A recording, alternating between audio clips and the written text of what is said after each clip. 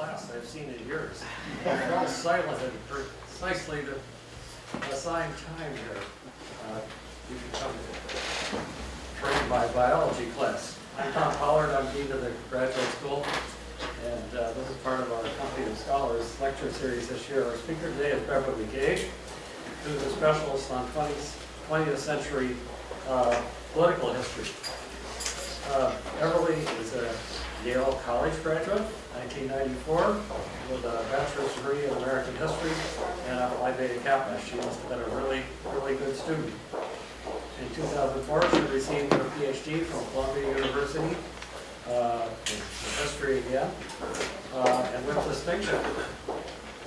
In 2004, she joined the Yale faculty in the history department and has risen through the ranks and was promoted to full professor of tenure in 2012. That's how I got to know Beverly. A lot of other young faculty members, because I serve on the promotions committee, and I was really excited about the work she was doing, specifically the work she's going to talk about here today. Beverly has a teaching prize here at Yale and has distinguished herself as well by having a public presence, because she appears regularly in the public media, on the PBS NewsHour. She's considered consultant with the New York Times, and so she really helps our outreach to the general public in her areas of interest. She's published one book already on an event that I didn't even know occurred, but was interested to learn about. In 1920, there was a terrorist attack on Wall Street. She wrote a whole book about that as the first example of terrorism in the United States. She has another book that she's working on. It's going to be available in a couple of years, apparently, with a little bit of luck, on J. Edgar Hoover, and that's the topic of our lecture here this afternoon. And I'm particularly interested in this topic because when I was growing up in the 1940s and 50s, J. Edgar Hoover was some kind of a mysterious, scary, mythical figure in our society who I really didn't understand. I didn't understand why he had so much power, why some people were so enamored of him, and why other people were afraid of him. And Beverly is going to help explain that to us here today. Thank you, Beverly.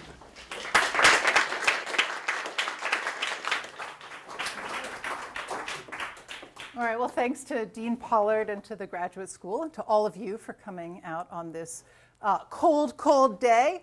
I am, in fact, going to be talking about J. Edgar Hoover and about this book that I'm writing right now about J. Edgar Hoover. And that actually was a sort of perfect introduction in ways that I don't think that Dean Pollard even quite understands, because the two themes, in fact, of this lecture are, how did J. Edgar Hoover get to be so powerful, and who the heck actually liked J. Edgar Hoover during his lifetime? So I'm going to actually start out with a little bit up here on PowerPoint. For most of the talk, I'm just going to be here talking. I'm going to talk for maybe 30, 40 minutes and hopefully leave quite a lot of time for Q&A. But to start out, I have exactly 2 slides and really 3 images that I wanted to present. So when most people hear the name J. Edgar Hoover these days, one of 2 of these kinds of images come to mind. So over here we have J. Edgar Hoover, and if you can see him, so he's holding a gun, although Hoover himself was never much of a shot, though you had lots of pictures of him holding a Tommy gun. He was never much of a shooter himself. But he's also holding a torn Constitution in his hand. And down around him, you have all of the people whose lives he destroyed in the process of tearing apart the Constitution. Socialists, union leaders, black leaders, Native Americans, third parties. And I think this is one of our 2 dominant images of J. Edgar Hoover at the moment. J. Edgar Hoover, shredder of civil liberties, particularly destroyer of the American left. And much of what's been written about Hoover has been in sort of the vein of understanding civil liberties and their violation in the 20th century. The second dominant image at the moment, this is, of course, when you tell people you're working on J. Edgar Hoover, this is the first question you get, is the question about the dress and about Hoover's sexuality. So this is actually a cartoon. These are a bunch of FBI agents over here. This is a cartoon that came out in the 1990s, and they're saying, you know, oh, if only J. Edgar, this is at a time when there were scandals about the FBI lab and its inefficiencies. And they are saying, if only J. Edgar Hoover were alive, we wouldn't be having this kind of image problem. And then here's Hoover wearing lady stockings and high heels coming dancing around the corner. And then they said, oh, wait a minute, I take it back. And this image of Hoover as both a kind of repressed gay man, potentially a cross-dresser, certainly was the dominant image of the movie that came out last year, the movie J. Edgar, starring a creepily aging Leonardo DiCaprio. And that movie really focused on Hoover's relationship with his second-in-command, the associate director at the FBI, Clyde Tolson. I'm going to talk a little bit about that, and there's lots more to say about that in the Q&A. But to start out here, I actually wanted to present a third image, which is an image, I think, that contains its own set of surprises at this point in the context of what we know about Hoover. And I'm actually going to, at least attempt here, to show a 1-minute long video. And I might even ask you for your responses when this video is over. So I want to set up a little bit of what we're seeing here. So you probably recognize this fellow, Richard Nixon, who has his own complicated past and complicated history as well, which we can talk about. But this is Richard Nixon at the very end of his first term at J. Edgar Hoover's funeral on May 4th, 1972. So a couple of important bits of context before you watch the video itself. At the moment that Hoover died, he was still the director of the FBI, and at that point he had been the director of the FBI for 48 years. He became director of the Bureau in 1924 when he was 29 years old, and he died in 1972 at the age of 77 in the same job. His extended career at the Justice Department was actually even longer than that. He entered the Justice Department in 1917, began really working intensively with the Bureau in 1919, and as I said, at the age of 29, became its director. So had this 55-year career at the Bureau, or at the Justice Department, of which 48 were as director of the FBI. So that's one piece of context. Second piece of context is this man up here, Richard Nixon.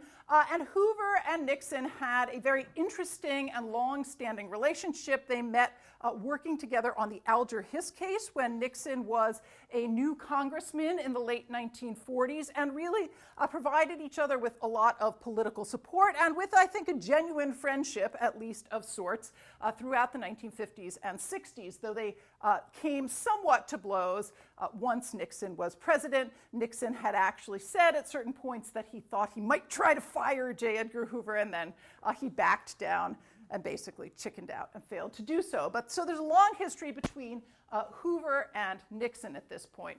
The last piece of context, to just give you a sense of this kind of mystery, fear to some degree, but also reverence that surrounded J. Edgar Hoover at the moment that he died in May of 1972.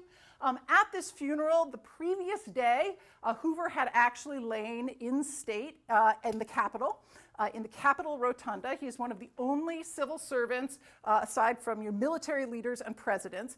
He's the only civil servant ever to have been given that honor.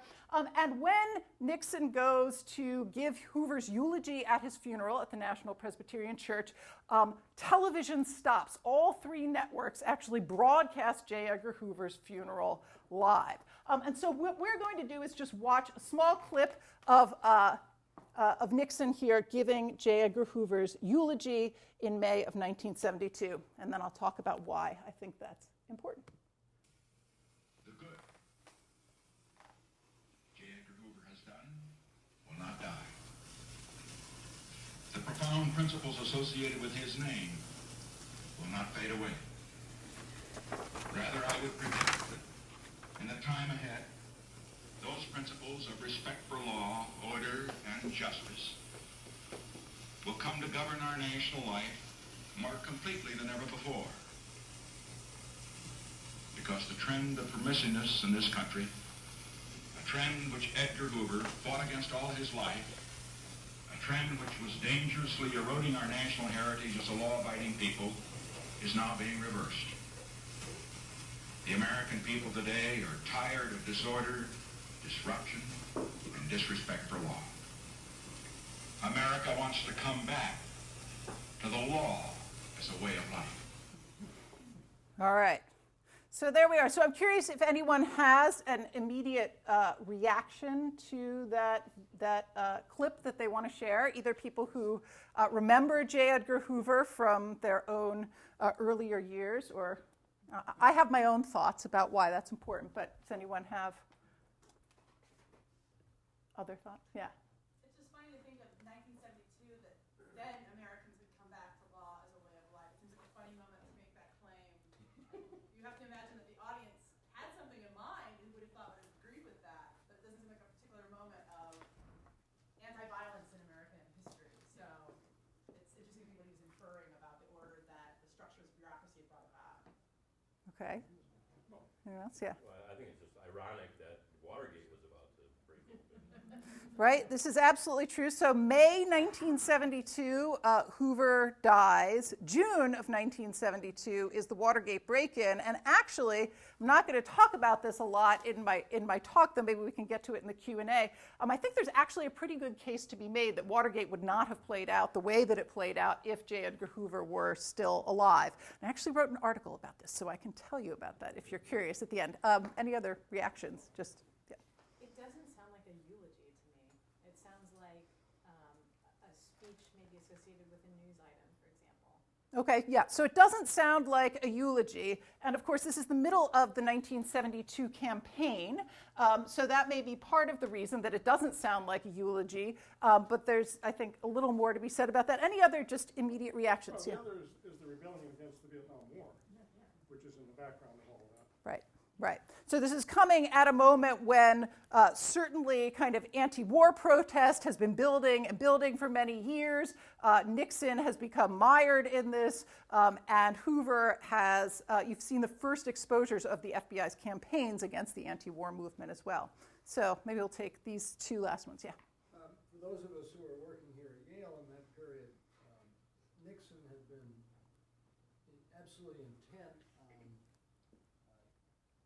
pushing dissent down underneath, and I know that Hoover helped him in that part. So you have it's an irony that he stands up there saying how much we want it, when in fact he was imposing it as best he could. Mm-hmm. Right. So the idea that they are actually claiming to stand for law and order while at the same time suppressing dissent. And we have one last one here. Yeah, I mean, just based on the title of your talk and also just what I was hearing in that, it was, I mean, that was what Nixon said there was very briefly the embodiment of the kind of law and order conservatism that was the reaction to the perceived disorder from the sort of late 60s to early 70s, civil rights movements, assassinations, protests against the Vietnam War, sexual, permissiveness and so forth, crime, that really led to this, conservative movement that was, I think at least, initially based on this idea that we are not going to be a society that is in decay and defining deviancy down and all that kind of thing. Right. Great. So we also have the theme of kind of the birth, or I would say the extension of what was referred to then and now as in, you want to turn that on, as law and order conservatism. So I think we've actually already hit upon many of the, let's see what happens if I close that. Will that just go to sleep? All right, well, I'm going to leave that up there because I'm not showing a lot more slides for the moment. There's nothing too distracting there, right? Okay. So I also wanted to show that clip, and I'll just throw out my three reasons that I think it's striking to look at. So one is the fact that J. Edgar Hoover in that moment had a funeral like that, right? Had a funeral that stopped all three networks, and that he had that kind of power and influence not only within Washington, but as a kind of cultural and political icon. The second thing that I think is particularly compelling to me, which is what a lot of people seem to have seized on here, and maybe the title of my talk was a little bit suggestive in this sense, is in fact the fact that J. Edgar Hoover stood for something, and stood for something that people recognized, stood for a particular kind of politics, stood for a particular kind of political language, and stood, I think, for a certain kind of complicated political hypocrisy, as Henry was suggesting, but I think it's more complicated than simply saying Hoover claimed to be defending the law at the same time that he was breaking it. The third thing that is particularly striking to me about that clip is, in fact, just how much J. Edgar Hoover's image has changed since that moment. As I said, we have now these kind of two dominant icons of him. One of him as this kind of unadulterated villain of civil liberties, one as this kind of laughingstock, the butt of jokes, or at the very least this story of him as a kind of repressed and sad man who was playing out his kind of psychosexual situation on the national stage. And I guess what I'm trying to do in this book that I'm writing is to take Hoover again away from these kind of marginal images of him, these images in which he's this kind of rogue figure, in which he's this one-dimensional villain, in which he's the butt of jokes, and bring him back into the place that he occupied, for better or worse, in 1972 and for much of his career, which is at the center, or maybe the center-right, of American politics. And that's really what I'm going to talk about today. The question that in many ways is going to drive my talk today, and I think drives my own kind of intellectual relationship with this project, is the question of how it is that a man who was outspoken and ideologically conservative maintained the level of power and influence that he did in the period that we generally think of as the great age of American liberalism, right? As we narrate our politics in general, the period from the 1930s through the 1970s was exactly the period that Hoover had his greatest power and influence. We often talk about as the great age of American liberalism, particularly at the federal level. So how do we put these pieces together? How do we want to think about Hoover as simultaneously an ideological conservative and someone who exercised an enormous amount of state government power during this great liberal age? So that's really the driving question, as I said, both of my book in terms of American politics and in terms of my talk today. Before I get into sorting out some of the pieces of that, I just thought I would say a little bit more about the book itself and about the kinds of challenges that come first with writing a biography and secondly with writing a biography of a man like J. Edgar Hoover. So I first encountered Hoover, as Tom suggested, when I was writing my first book, which was about a bombing on Wall Street in 1920. You are not the only person who had never heard of this event. In fact, the impulse behind my writing that book in the first place was that I had never heard of that event, and I came across a little mention of it. This was when I was in graduate school, and I thought, wow, how strange. People were bombing Wall Street in 1920 and having fairly high numbers of casualty, which seemed like an interesting way into telling a story about ideas about capitalism, about Wall Street, about resistance to capitalism in Wall Street, and also about terrorism as a form of political violence that it turns out has a very, very long history in the United States. But in the course of writing that book, I came across this young man who was there at the then very tiny Bureau of Investigation within the Justice Department, only had a few hundred agents, who was back there both beginning to keep files on political radicals and also was largely running the investigation into this bombing. His initials are everywhere on those documents, and he was really the behind-the-scenes guy, though he was not then the head of the Bureau running that investigation, and his name was J. Edgar Hoover. What this meant, I think, for me was two things. So first, I was surprised to see Hoover there playing such an important role and expressing at that point in 1919 and 1920, so he's about 24 years old at this point, expressing so many of the ideas that are going to follow him throughout his career, particularly ideas about anti-communism, about the need for law and order in the United States, about the threat of subversion within the country. He's really there, just had the Bolshevik Revolution, and he's there very, very early on, articulating these things, thinking about these things, and really rising through the federal government as one of the architects of the way in which the American state thought about these things. And it was very striking to me how early that started, and I'll talk a little bit more about why that's so striking. The other thing that happened in the course of doing that research was that I was forced to read a lot of literature about J. Edgar Hoover. And in the course of doing that, I realized a few things. The first was that a lot of it is not really very good, that Hoover is one of these figures who tends to attract a lot of incredibly obsessive kind of conspiracy theory approaches. So there's a lot of literature, actually, which I now have to plow through because some of it actually has some useful material there, but a lot of what had been written about him had been written by journalists, had been written by amateur historians, so he was someone who sort of occupied a lot of interest, but there wasn't a very well-developed literature about him at that point, to the degree that sort of serious scholars, serious historians, serious journalists had taken Hoover on. A lot of that tended to fall into one of two camps, that literature. During his lifetime, much of it was incredibly adulatory, and I'm going to talk a little bit about the ways in which Hoover was very good at cultivating journalists, giving them material so that they would, in fact, write books in particular that would reflect his own worldview. And after his death, almost all of it has been kind of counter-mythical. You thought J. Edgar Hoover was one thing, actually it turns out he's this other thing. And if you look at almost all the biographies of Hoover, they contain the words, the secrets of J. Edgar Hoover, official and confidential, but they're really about kind of taking down the myth of J. Edgar Hoover as it sort of occupied the American political sphere for many years.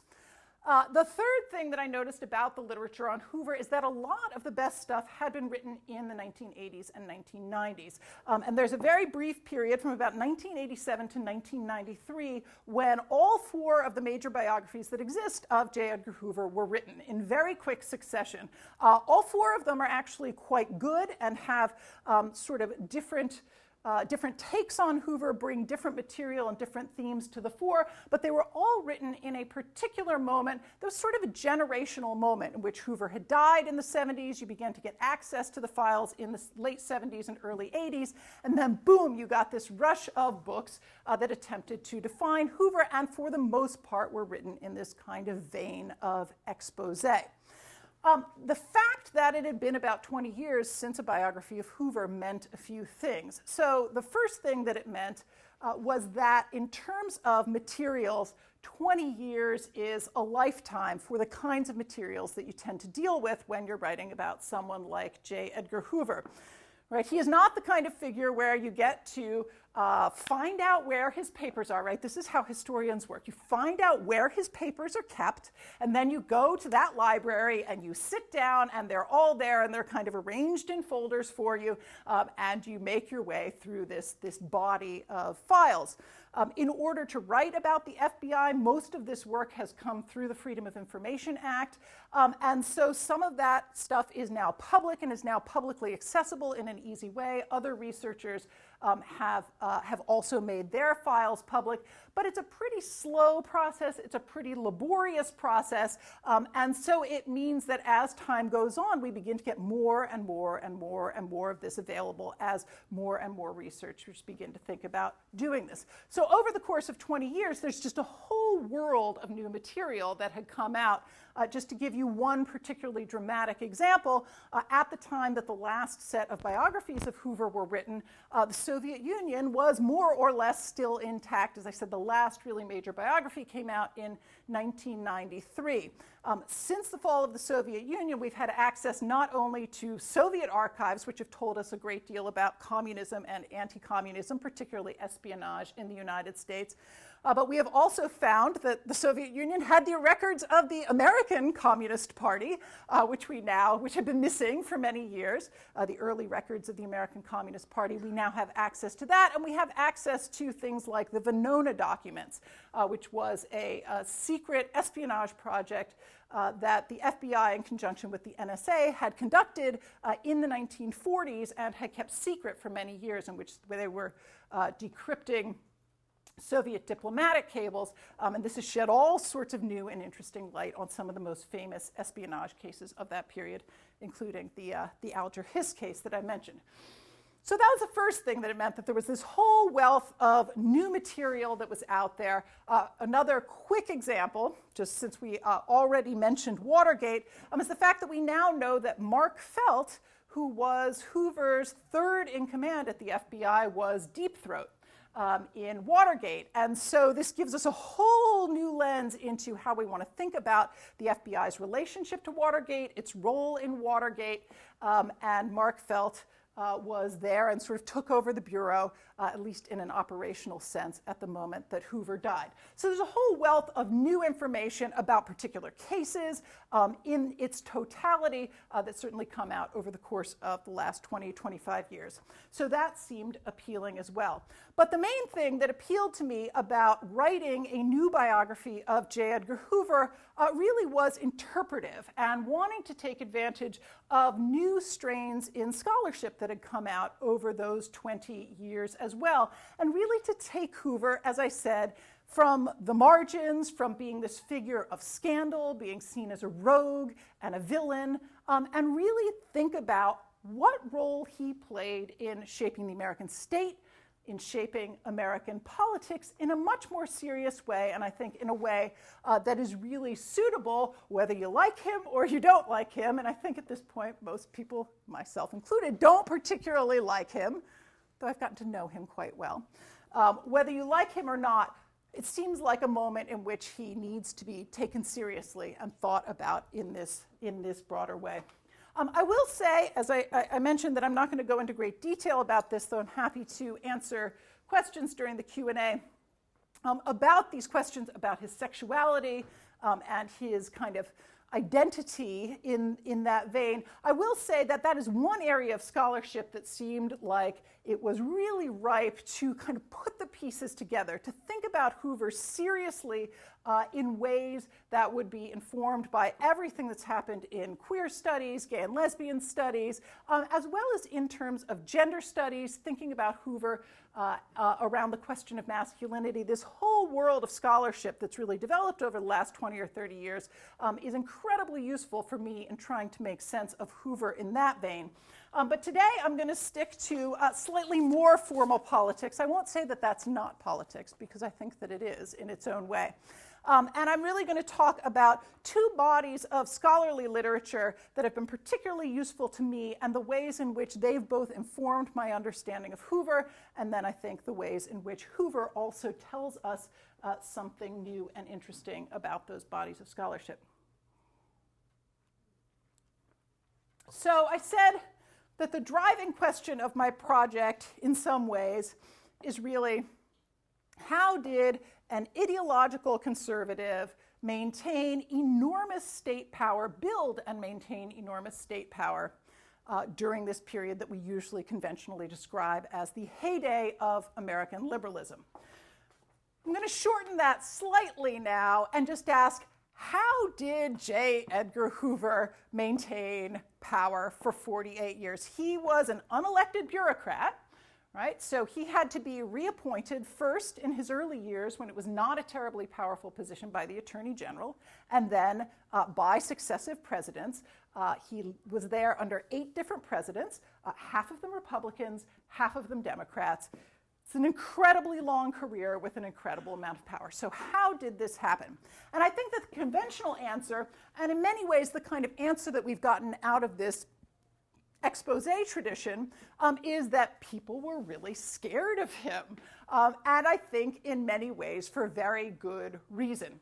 As I said, a lot of what we've learned about Hoover over the last 30 or 40 years, and to some degree knew during his lifetime, though not with the detail that we know today, a lot of what we've learned are the ways in which he used the FBI to get people to do what he wanted, collecting sexual gossip on people in Washington, collecting details of people's lives, running disruption operations against social movements, as well as against, to some degree, as I said, political figures in Washington as well.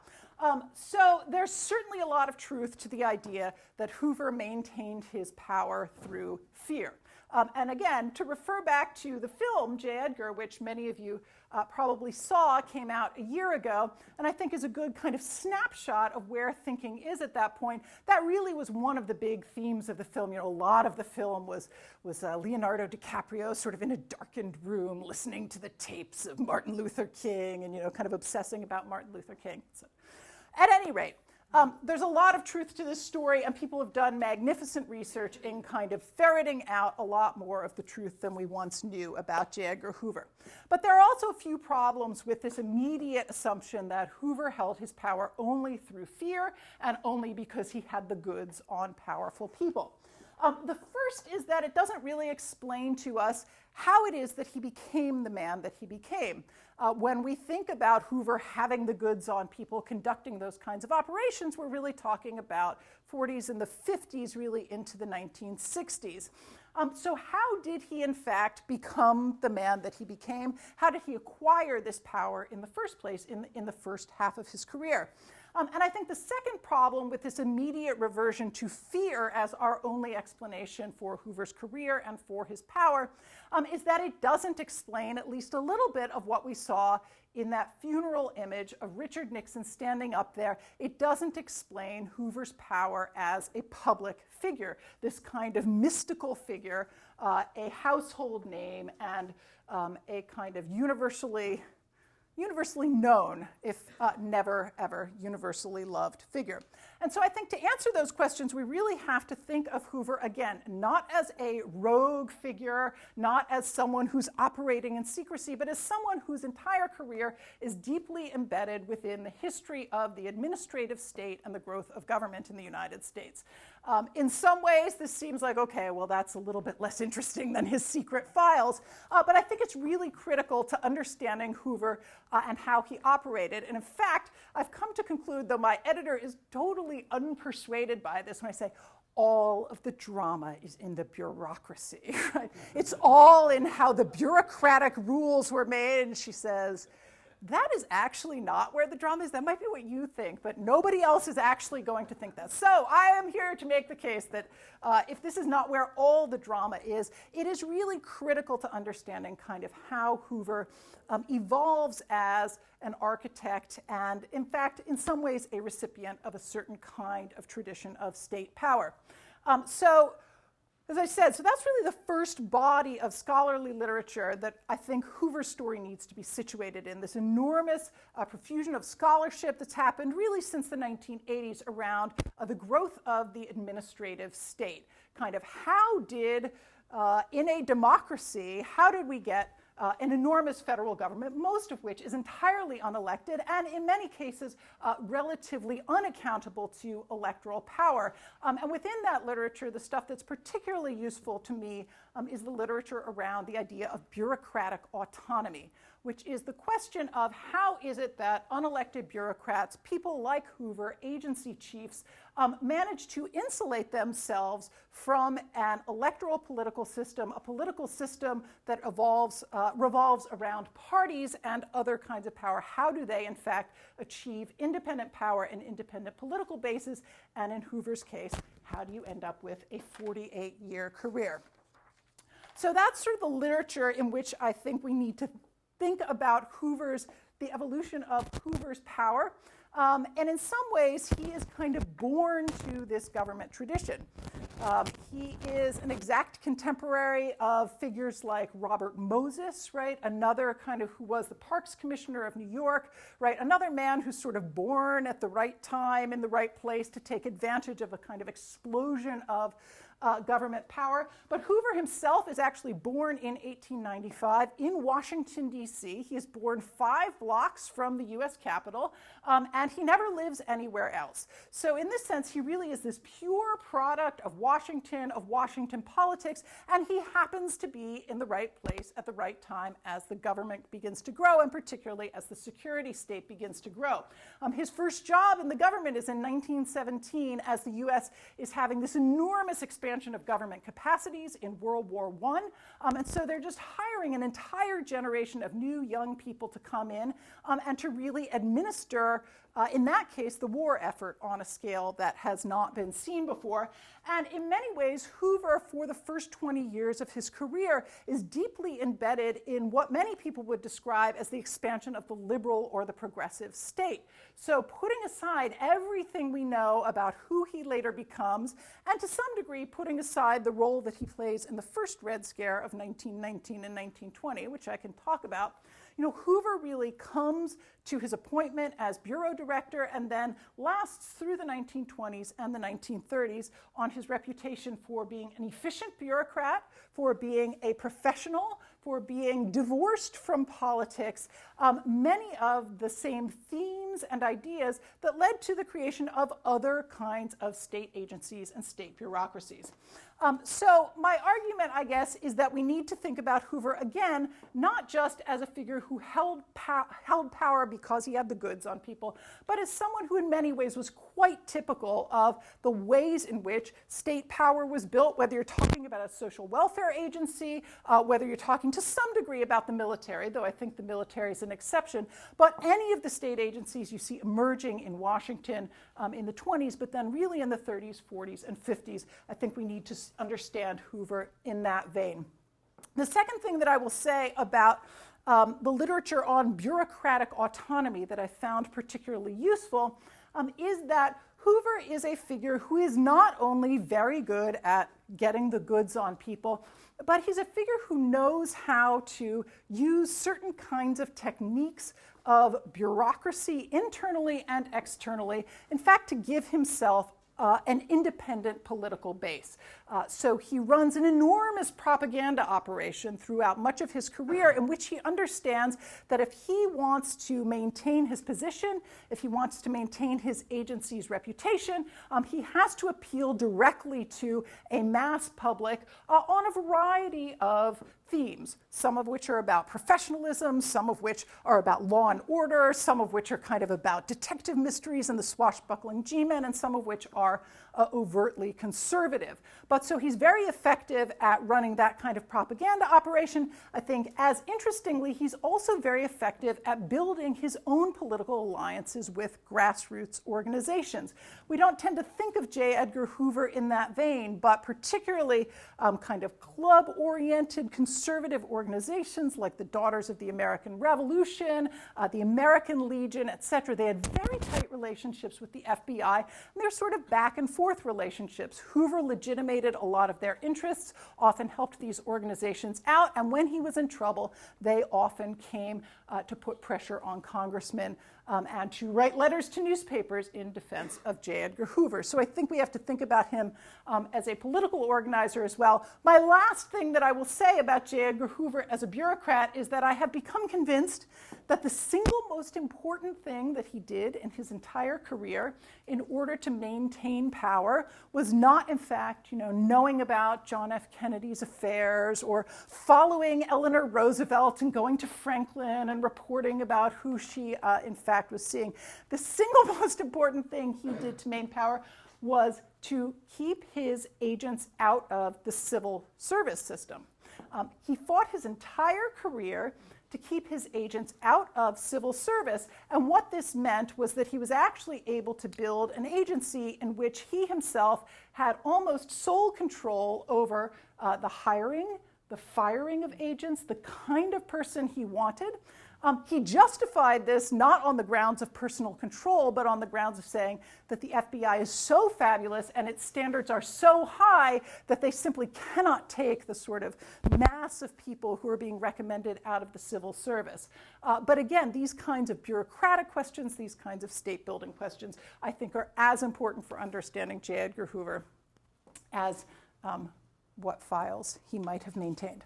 So that's sort of the first piece. I said, so the driving force, at least in part, of this biography is how does an ideological conservative maintain state power throughout the age of American liberalism. And so we've got a little bit of the power story there. I want to quickly talk about the literature on conservatism and just suggest a few ways in which I think Hoover tells us some new and interesting things there.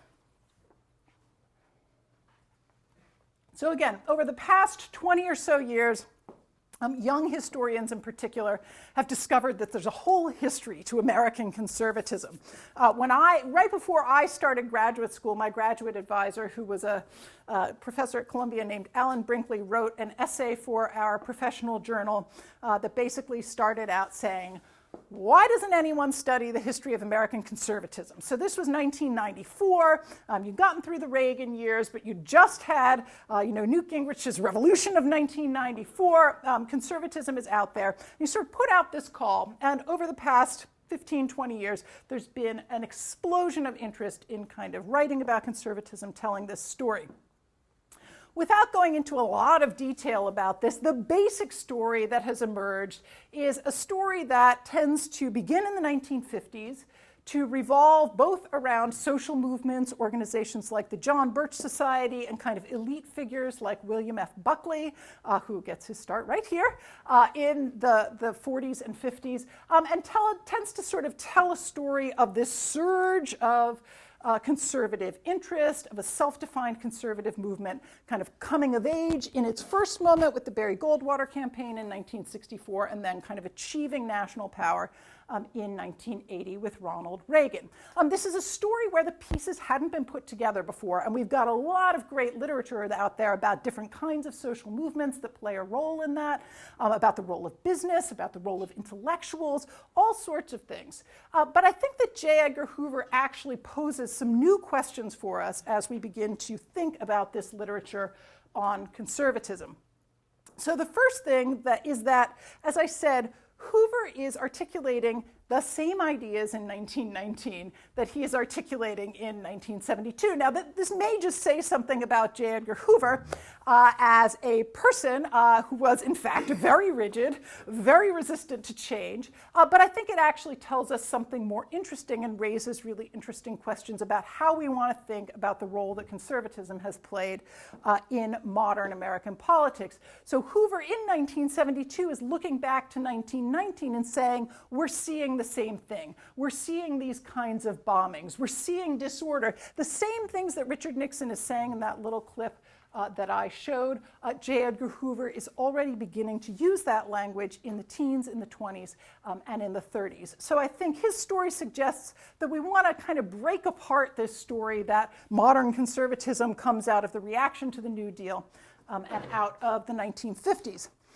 The second thing that I think Hoover is useful for thinking about is that, as I said, a lot of the ways in which we tend to think about conservative politics is either in an electoral frame or in a kind of social movement frame, right? So you've got the grassroots story, this kind of resurgence that begins in the 50s into the 60s and 70s, or you have a kind of electoral politics story. Well, Hoover is a very interesting figure in this regard. As I said, he's actually someone who is not sort of operating outside the centers of Washington power. He is deeply embedded in them throughout this whole period.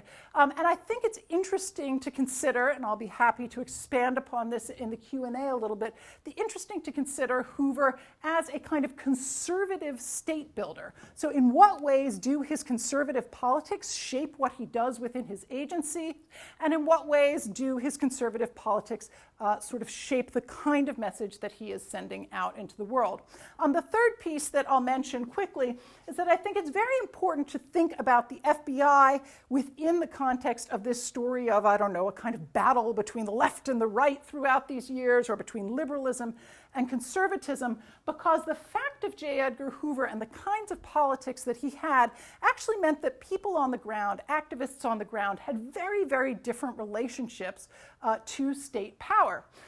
It is a fundamentally different experience to be organizing on the left, and we all probably basically know the story of the FBI's relationship with the New Left, with the Black Panthers, with the anti-war movement, right? It's a fundamentally different experience to fear that your organization is being infiltrated, to know that the federal government is watching you and is against you, than it is to be organizing even in a similar grassroots organization on the right, and know that in some sense the FBI is behind you, that J. Edgar Hoover is basically tolerant or supportive of your politics. Now, I don't think this explains everything, certainly about what's going on in social movements, but to the degree that we are talking in the 1960s now about a kind of battle that's emerged between the left and the right during those years, I think it's important to see that their relationships with the state and with the FBI in particular are not equivalent, and that they're very different on-the-ground experiences, in part because of this man who is there at the top in the FBI.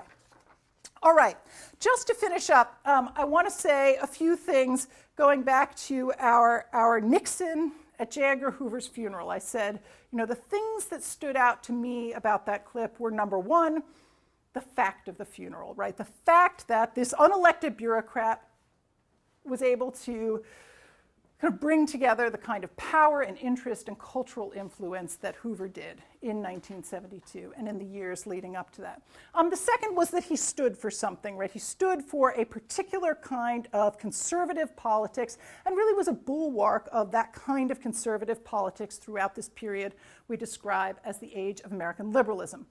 The third piece that I just want to say, that I mentioned at the beginning and want to expand upon very briefly, is just how much Hoover's image has changed since that moment.